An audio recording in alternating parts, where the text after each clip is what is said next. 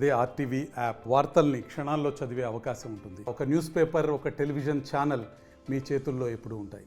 మంత్రి శ్రీధర్ బాబు కూడా పూర్తిగా సమ్మక్క సారక్క దర్శనం నిమిత్తం వచ్చిన పరిస్థితి. ఒకసారి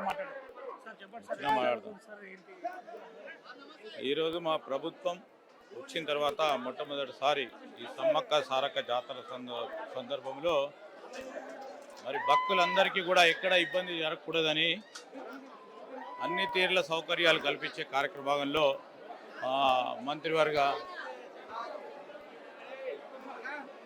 సోదరిమణి సీతక్క గారి ఆధ్వర్యంలో మరి జిల్లా యంత్రాంగం, దేవాదాయ శాఖకు సంబంధించిన అధికారులందరూ కూడా పకడ్బందీగా ఏర్పాట్లు చేయడం జరిగింది. మరి ఇద్దరు దేవతలు కూడా గద్దె మీద రావటం, మరి వారి ఆశీస్సులను తీసుకోవడానికి మేమందరం కూడా రావడం జరిగింది. మళ్ళీ మాట్లాడాలి సార్, ఇది పరిస్థితి.